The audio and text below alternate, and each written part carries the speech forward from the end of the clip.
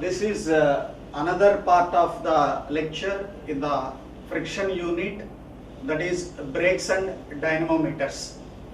So today's lecture I will discuss the complete theory and analysis part of brakes, okay, and subsequently we will go for 2 classes for problem solving, and finally we will come to the dynamometers. Simultaneously we will solve and discuss the theory part of the dynamometers in the last lecture.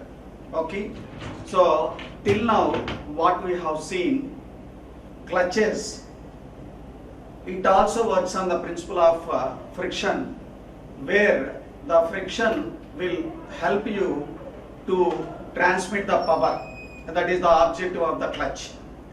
Okay, and here a brake is a one which also works on the principle of friction, but the purpose of it is to stop the vehicle, okay, or to stop some of the engine or some of the prime mover or whatever it may be.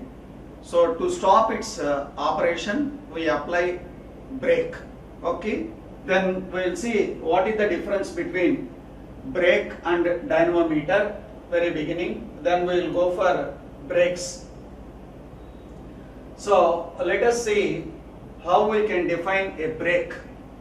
So a brake is an appliance used to apply frictional resistance for a moving body, so to stop or retard by absorbing its kinetic energy.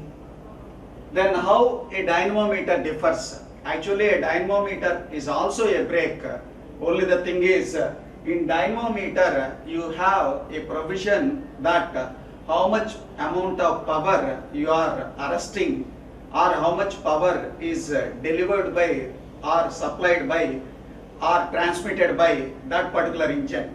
So literally there is no difference between brake and dynamometer, only the difference is in brake we don't have any measuring device that how much amount of energy is going to be absorbed or transmitted, or whatever the thing is how much amount you are losing. And whereas in a dynamometer it is also a brake which works on the same principle of a friction, and at the same time it will have a provision to measure how much amount of that frictional power either transmitted or absorbed. So now look at various types of brakes. So these are the 4 types of brakes which we would like to discuss in today's lecture. The first one is block or shoe brake, second band brake, third one band and block brake, and fourth one is internal expanding shoe brake. So we will go for one by one. First one block or shoe brake, second band brake. So a combination of this block and band will come into a third category, that is band and block brake, and finally internal expanding shoe brake. So first let us see the first one, block or shoe brake. So block or shoe brake. Let us see here there is a power transmitting device or a wheel, okay, and that is transmitting the power. So our objective is to stop that power by means of applying a frictional resistance.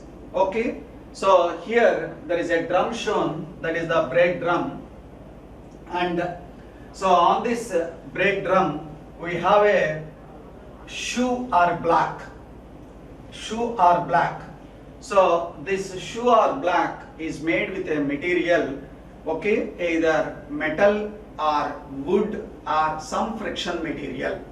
So this material, this shoe or block or wood or whatever it may be, so its wear and tear property,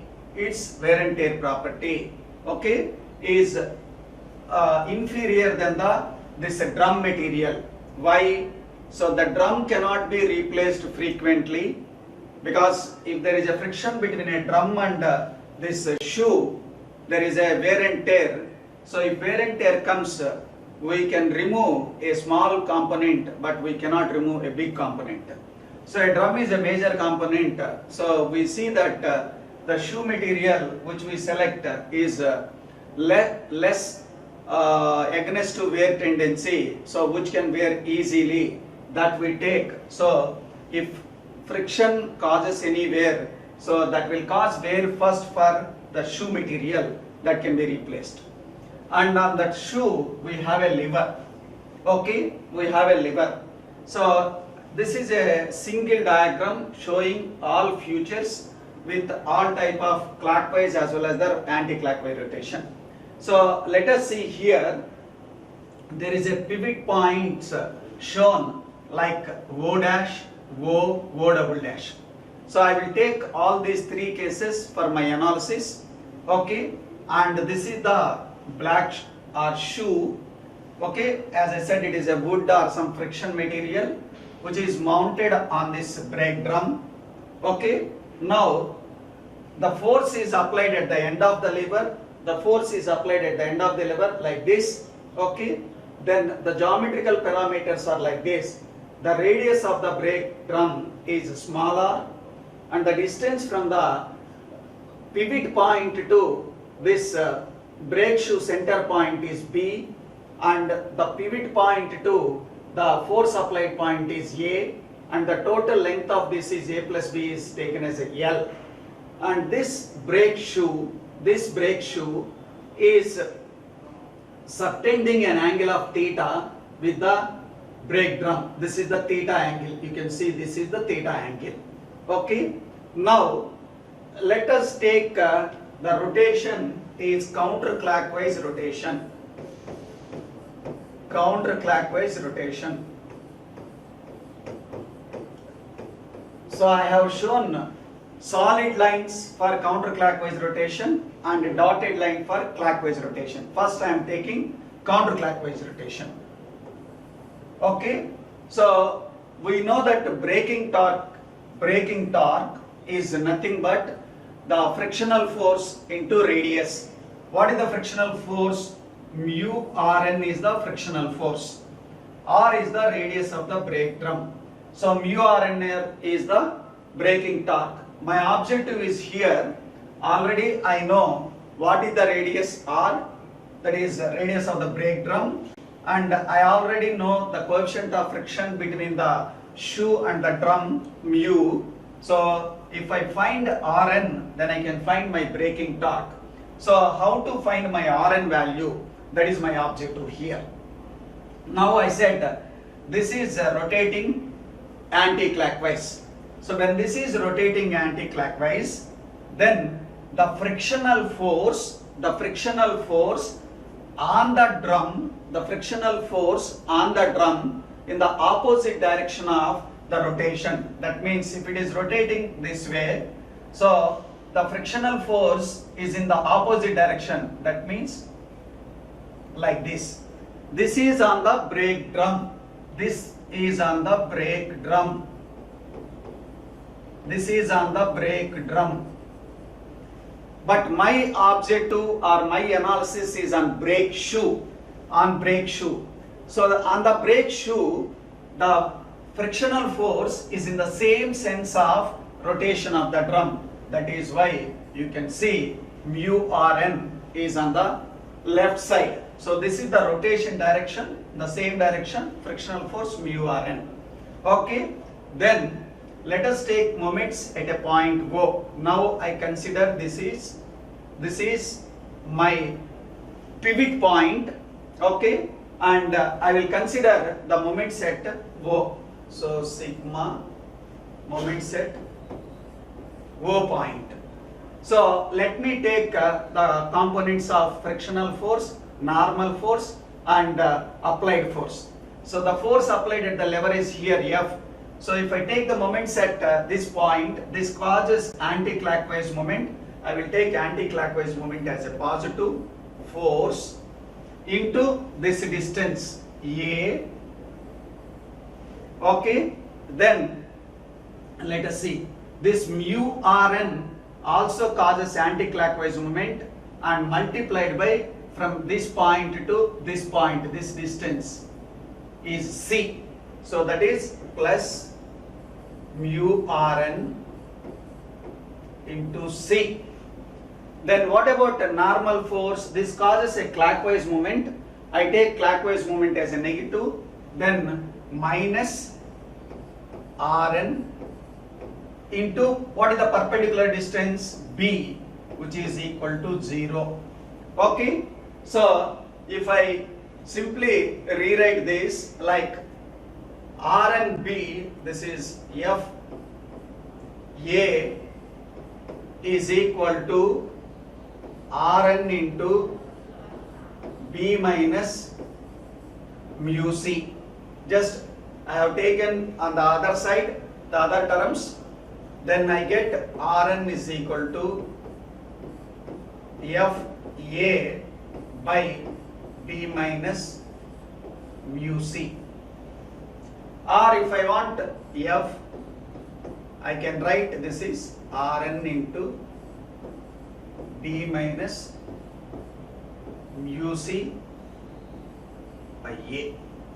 So this is the force required to apply the brake when it rotates in the counterclockwise direction, and this is the normal force Rn, which is Fa by B minus mu C.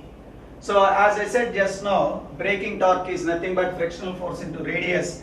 Already I got Rn value here.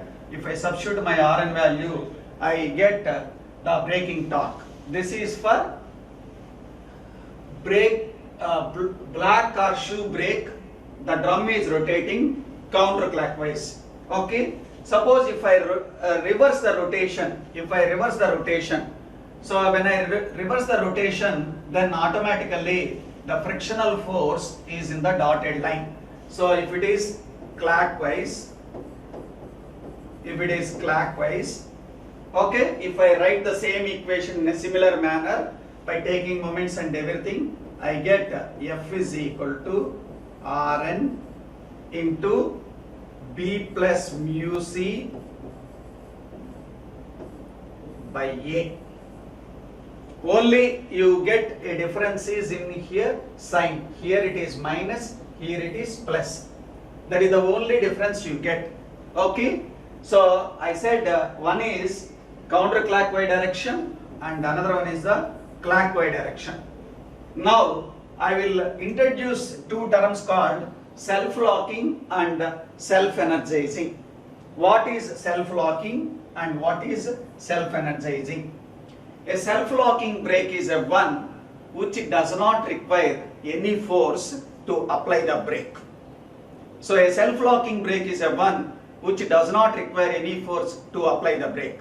How it is possible? Let us see. In this equation, look at this equation. What is it? F is equal to Rn into B minus mu C by A. What is F? F is the force applied to get the braking effect.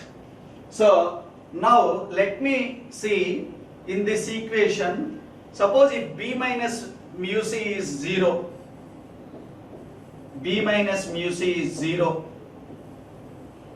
then what will be the F value? So 0 by something is 0. That means if B minus mu C is 0 or B is equal to mu C,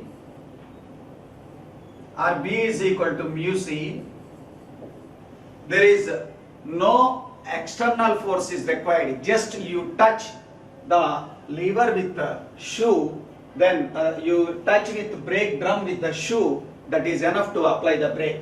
That is what we call self-locking brake.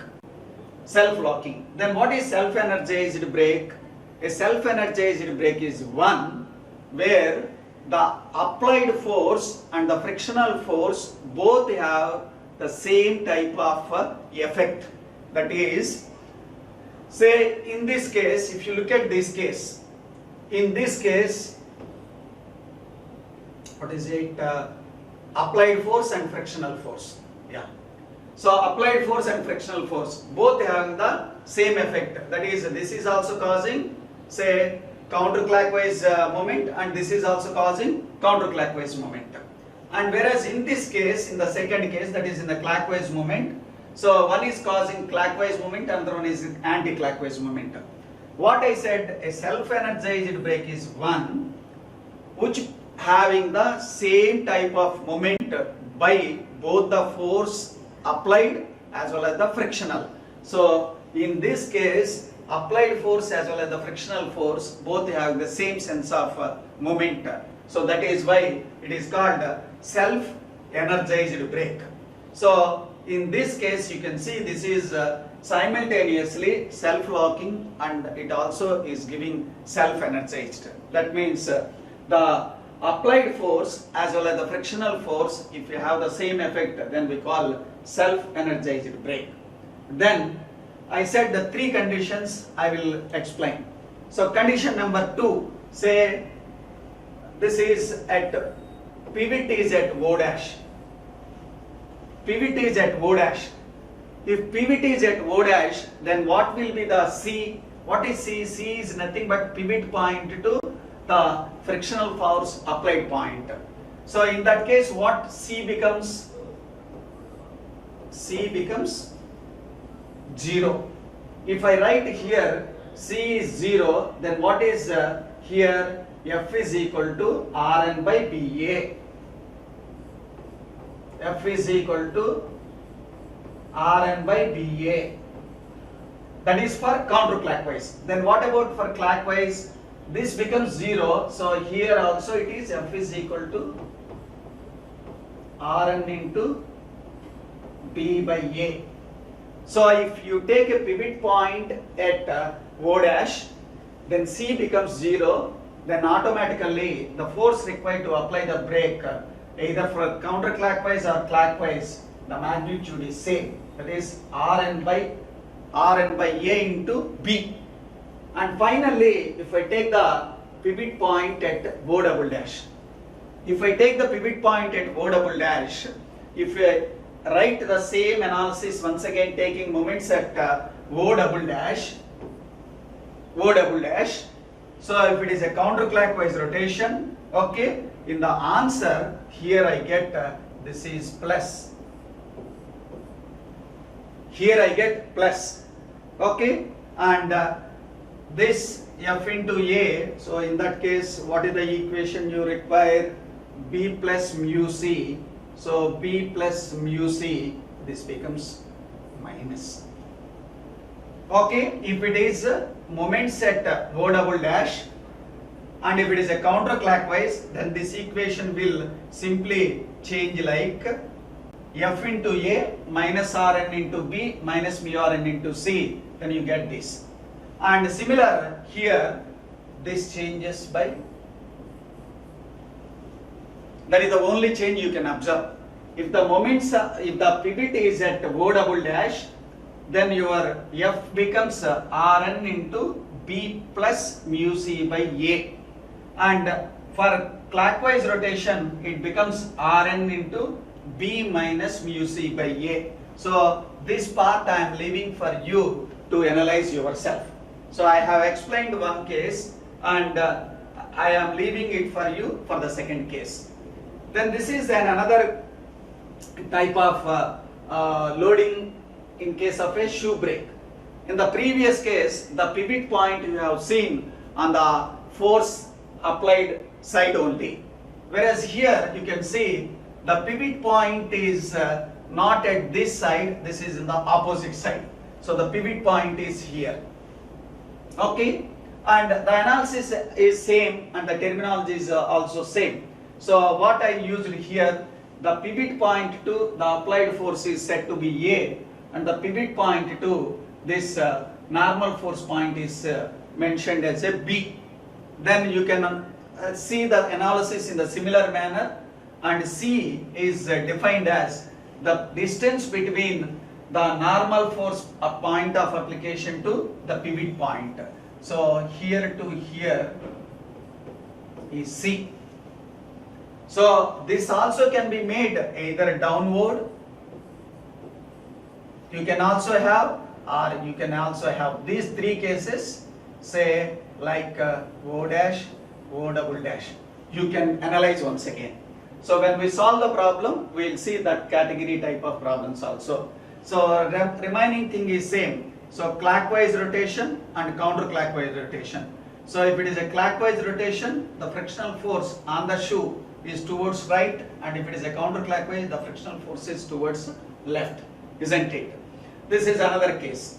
And one more thing, coefficient of friction, which we have taken mu, and that is valid when your theta, that is the angle of contact of the brake shoe with the brake drum, if it is less than 40 degrees.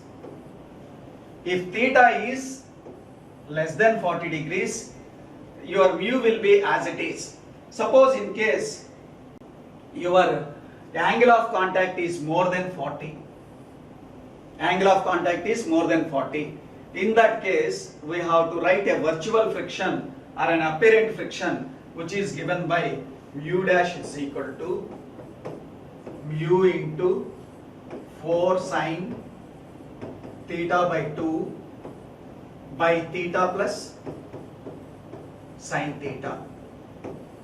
What is this theta? Theta is the included angle of this brake shoe with the center. This is theta. If this exceeds 40 degrees, then your actual friction will be replaced by a virtual friction, which is mu dash is equal to mu into 4 sine theta by 2 by theta plus sine theta. Why this is happening is, when this angle is less than 40 degrees, we assume the normal force is acting at the center of the brake and the frictional force is uniform over the entire surface of this.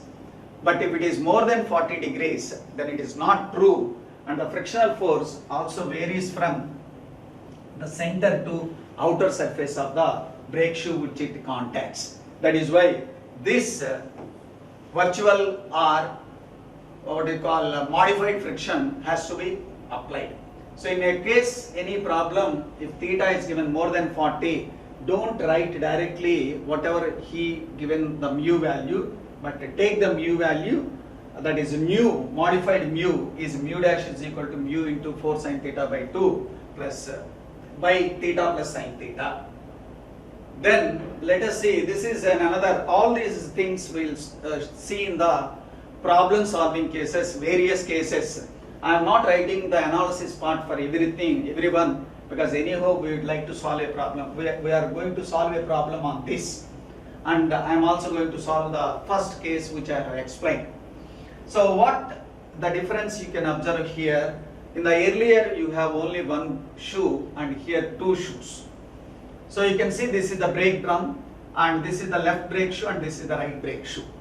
So you can have double the braking torque by applying the force here. The rest of the nomenclature is as it is what we used in the previous case. Now let us see another brake which is called band brake. Another one is called band brake. So in the earlier case we have seen shoe, that is the friction material, either wood or metal or some whatever it may be, is directly controlling the rotation of the wheel by means of a brake drum. But whereas here you can see there is a band, this is the band, this is the band. This band is wounded on this brake drum, and we will be putting this two ends of this band. This is a metal band, one at this anchored point and this is at another anchor point. Okay, so then in this case what is braking torque and how we can get the values of this T1, T2 and everything, let us see. Of course you are already aware of one equation in belts, T1 by T2 is equal to e power mu theta. That is the ratio of the tensions on the tight side and slack side, which is equal to e power mu coefficient of friction. Theta is the angle of wrap of the belt. That is the ratio of the tensions. Then we are already aware of it. Torque is that is T1 minus T2 into R, brake torque or braking torque. The difference of the tensions into radius of the pulley, that gives the braking torque. Okay, now let us see how the effectiveness of this brake, okay, will vary with respect to watt parameters. So the force F how much force you have to apply. It depends upon three parameters. One is direction of rotation of the drum, that is whether it is rotating clockwise or anti-clockwise. And another one is what is the ratio of this A and B, that is the points where you have anchored this band, they are A and B, its ratio. And then applied force, whether you are applying force in a downward direction or in the upward direction. So here, if A is greater than B, that is this length is greater than B, then the force should be applied in a downward. So if A is greater than B, then the downward force is applied. Suppose in the reverse, A is less than B, then the force should be applied in the upward. In that case, you have to apply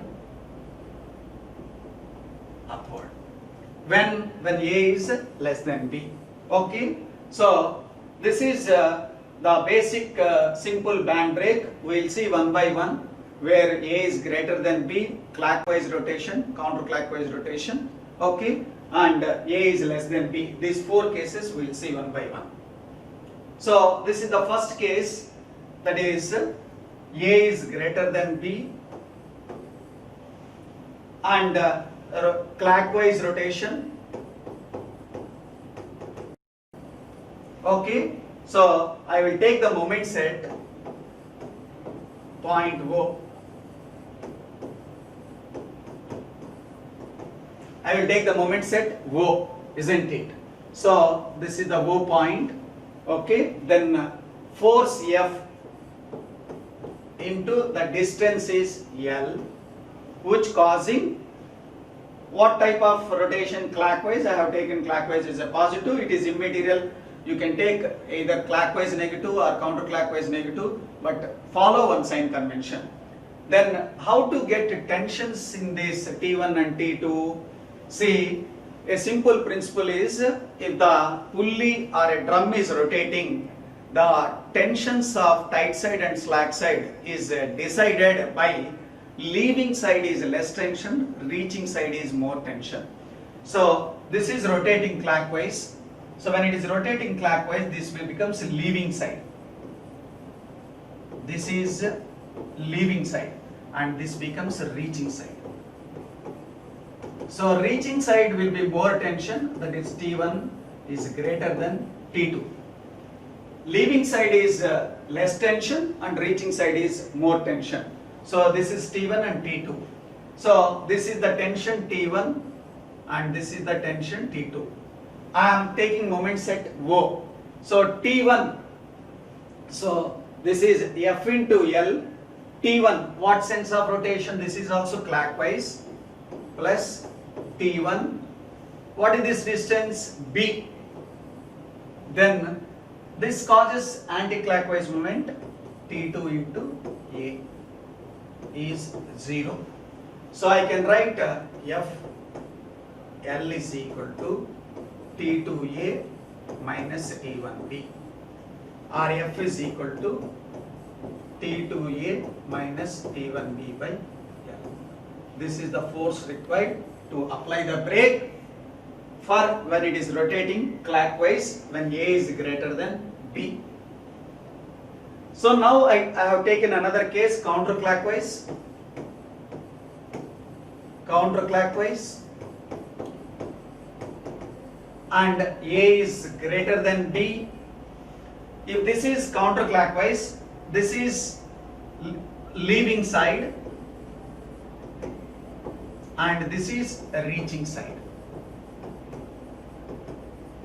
This is the leaving side and this is a reaching side. Then this becomes automatically leaving side is less tension T2 and reaching side is more tension T1. Now I will take once again the moments and what is it? I have taken, sorry, one more. I have taken this is A is less than B. So one slide has jumped, don't worry. So A is less than B, A is less than B. So in that case, I have to apply a force in the upward direction, isn't it? So the force to be applied in the upward direction, because I have taken A less than B. So this is leaving side less tension, reaching side more tension. So this is F into L anti-clockwise, and T1 also anti-clockwise into A minus T2 B, because this is clockwise is 0. Then simply F becomes T2B minus T1A by L. Okay. So this is counterclockwise, but A is less than B. So then rotation clockwise, and A is less than B. So if the rotation is clockwise, then this will be leaving side, and this becomes reaching side. So A is less than B, rotation is clockwise. So F into L, that causes anti-clockwise movement. Okay. Then T2 also causes anti-clockwise movement. So that is T2 into A. Then T1 causes clockwise movement. T1 into B is 0. Then simply F can be written as T1B minus T2A by L. Okay. So one case it was missed in the slide. What was the case? Case 2. That is A is greater than B. This case is missed. A is greater than B. Okay. And rotation, what we have taken first, counterclockwise, then clockwise rotation was missed. That you can write. It's not a big matter. Then what is simple band break? Till now, what we have discussed in the band break, we said the fulcrum points are two, one at A and one at B. So A is greater than B or A is less than B, whatever we have written. So suppose that is called differential band break, because A is not equal to B and they have different values. In case if A or B is 0, A or B is 0, okay, then that is called simple band break. You can see here, one is directly pivoted to fulcrum point, and like this there is no B, so one end is directly mounted to this point and other end is anchored point. Then in that case, you can see whether it's a clockwise rotation or anti-clockwise rotation, it doesn't matter. It is simply F into L is equal to T1A. Okay, so this is F is equal to T1A by L. Of course, if you rotate in the opposite direction, that is like this, then in that case this becomes T2 and this becomes T1. So in that case F becomes T2A by L. Only the value changes is T1 plus you get T2 in a simple band break. What is simple band break? A simple band break is a one where A or B is equal to 0. Then I get F is either T1A by L or T2A by L. It depends upon my sense of rotation, either clockwise or counterclockwise. So there is another one called a two-way band break. So we said A is greater than B case, A is less than B case, A or B is 0 case. And final one is A is equal to B is equal to A or B. both are same. This is called two-way band brake. Two-way band brake. Okay. So for the rotations of either clockwise or counterclockwise, okay, you get the same equation. That is, so here this is A and this is also A. So this is the fulcrum point, okay, and this is the pivot point. This is the fulcrum point and pivot point. Okay. So here, because A and B are same, whether you multiply with T1 with A or T2 with A, it doesn't matter. So you get FL minus T1A minus T2A is 0, or F is equal to T1 plus T2 into A by L.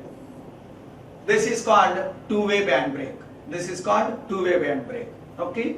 So whether it rotates clockwise or anti-clockwise, the equation which you get is same. And the other brake is band and black brake. As I said very beginning, black brake, band brake, both having same types, but a combination of band and black brake. So very beginning you have seen black brake, and now we are talking about band brake. So it is combined with the band and black brake. You can imagine this is like this, like a band brake. Okay, you have a drum and wounded with a metal strip which is called band, but in between this band and this drum there are wooden blocks. There are n number of wooden blocks are there. Recall first brake when we called shoe brake. Okay, there or black brake, we said there is a one black. We said there is one black. Such a n number of blacks are available here. That's it. Okay. So you take a separate single this black here. Okay. So this single one, which is subtending an angle of 2 theta. So on this, if you write the equations of normal force and tensions one, like a normal force which is normal to this, and the tensions on both sides, this is like T0 and T1. Okay, so if you consider that n number of blocks are there, okay, then you can start from here like 0 block 1, 2, 3, 4, n. Then we can write an equation Tn by T0 is equal to 1 plus mu tan theta by 1 minus mu tan theta whole to the power of n. What is n and not? This is the tension on the last block and this is the tension on the first block. Mu is the coefficient of friction between this shoe and this metal strip, and theta, this is what we call 2 theta is the included angle, half of it is theta, that is the wooden block which makes it its center, each one, that is 2 theta, half of it semi angle is theta. Then you can write this. And the final one is internal expanding shoe brake. This is the one which you use nowadays in automobiles. So here you have the two brake shoes.